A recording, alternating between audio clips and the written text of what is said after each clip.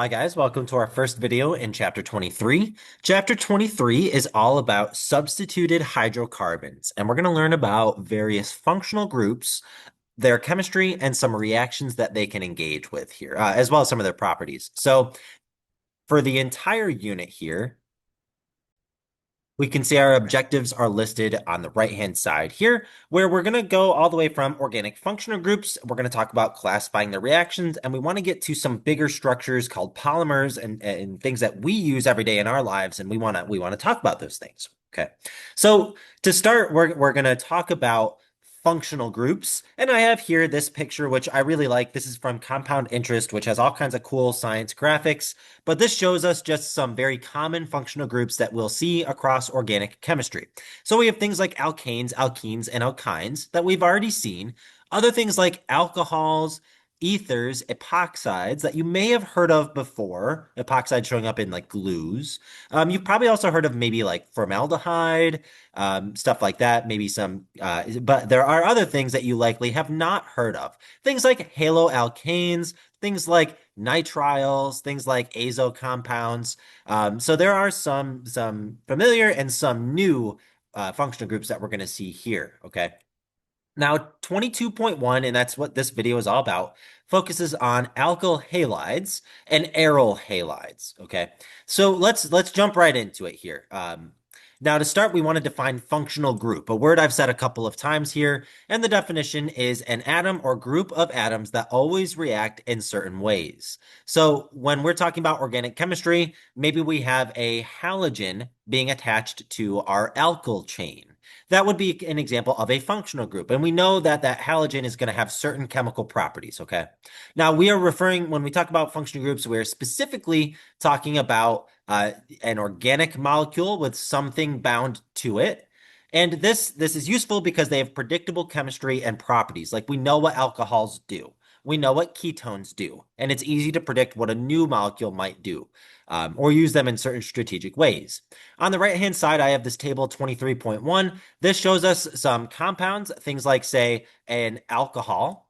It shows us the generic formula R bound to OH, where the R in all of these stands for some organic group. Maybe it's for an alcohol, maybe it's an ethyl group, CH3, CH2 bound to an OH. That would make ethanol. All right.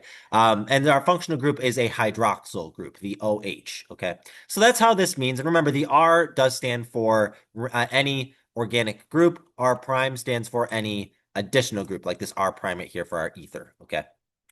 All right, so we want to start with the simplest and most well understood of all the functional groups. The first few are all pretty well understood, but the simplest ones are, in fact, our halocarbons, is what they're called. Halocarbons, okay? Which would be an organic group bound to X, where X stands in for fluorine, chlorine, bromine, or iodine. You know, a halogen. Okay, so here down here, organic compounds that contain halogens are called halocarbons, right? Any organic compound containing halogen as a substituent. Remember, halogens are our seventh group of elements. An alkyl halide is an organic compound containing halogen atom covalently bonded to an aliphatic carbon atom. And recall from chapter 22 that aliphatic carbons are simply carbons that are not part of an of a aromatic ring. Okay, they're part of a chain or a branched structure, okay, but not a part of an aromatic ring. That would be your alkyl halide. Things like chloromethane, which is CH3Cl. You can see our Lewis structure here and our space-filling model here. Now, aryl halides refers to any organic compound containing a halogen bonded to a benzene ring or some other aromatic group. So again, it's the idea of aromatic rings act differently, and so if we have a halogen attached to them, we need to have a different name for them. And an example of that would be something like chlorobenzene, and you can see the Lewis structure for that to the right here. Now, naming these things is really similar to how we would name our regular branched chain alkanes, our unsubstituted. So let's take a look here. It says organic molecules containing functional groups are given IUPAC names based on their main chain alkanes. For the alkyl halides, a prefix indicates which halogen is present. You change the ene to O at the end of the halogen name. Like, for example, if we have an ethane, we have two carbons here. We have carbon one and carbon two, And so this would be an ethane, an ethane molecule, because they are single bonded. And we have a fluorine attached to our carbon here. So we would call this, instead of fluorine, we change the ene to an O and it becomes fluoroethane. Okay, so this is fluoroethane. Now, when we are talking about multiple halogens, substituents are listed in alphabetical order. So if we look at this molecule, I have the second molecule down here. I have 4 carbons in a row. So that tells me that I'm dealing with a butane because I have only single bonds. I also can see that on carbon 1, I have a bromine. And on carbon 3, I have a chlorine.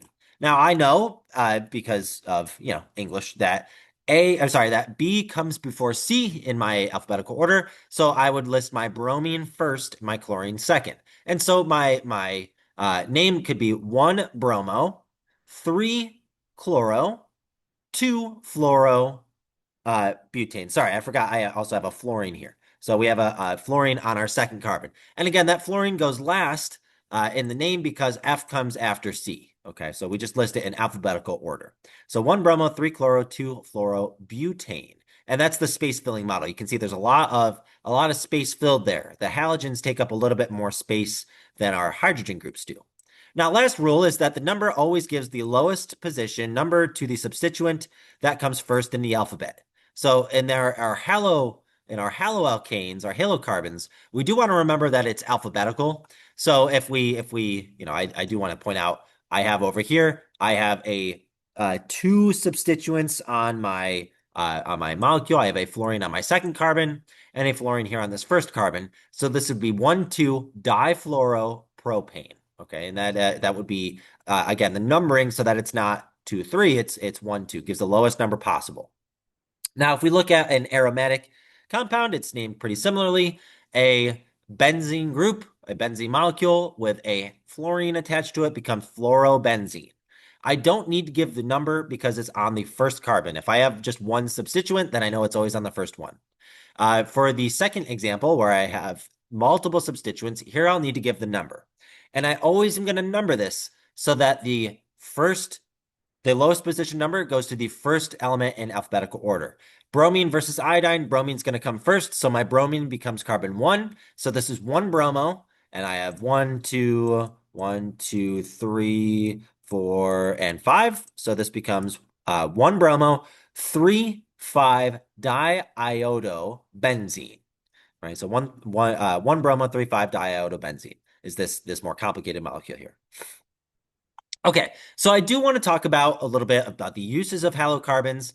Most halocarbons are not naturally occurring. Some exceptions are for like hormones or certain neuroreceptors in your body. So it's not that they never occur. It's that they're a lot less commonly found in natural sources. Instead, they are actually made by humans, and their most important use is in building blocks to create larger molecules because we can swap that halogen easily for a hydrogen and then activate that site on our compound so that it can then be attacked by other molecules and we can start reactions there.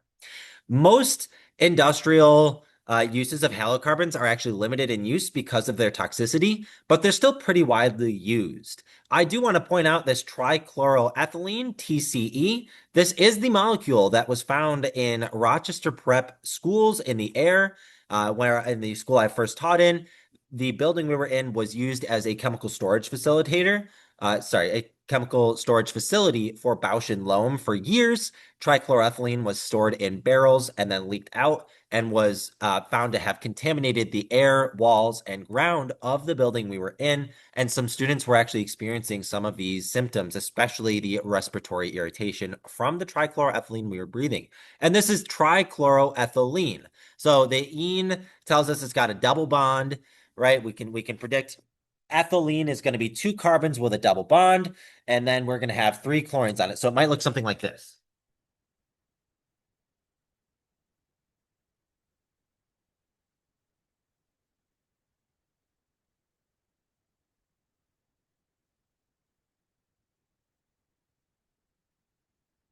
So that would be our trichloroethylene. Okay, it's used as a solvent and to cause some other reactions. So, speaking of reactions, I do want to talk last in this video about substitution reactions. So there are lots of substitution reactions you can do in organic chemistry. We are going to limit ourselves to talk actually pretty simply about a couple of these, okay?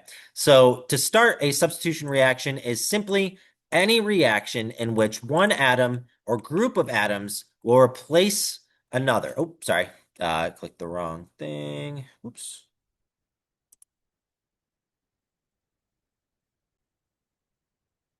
Sorry, guys. I clicked something and couldn't unclick it. But anyway, so what I was trying to point out is that substitution reactions are any reaction in which one atom or group of atoms in a molecule is replaced by another. Okay. And we are going to specifically talk about the substitution reaction called halogenation, which is where a hydrogen is replaced by a halogen. So if we take our ethane, we put it in the presence of chlorine gas, we will produce a chloroethane and a hydrochloric acid, where the hydrogen and one of these chlorines will hook together to form our HCl, and the other chlorine is going to bond and attack where our carbon was once bound to the hydrogen and replace it, substitute it. There are many other substitution reactions, but I think just to keep it simple, we'll focus on simply halogenation reactions for now. And we will talk about other reactions of organic molecules in section 23.4.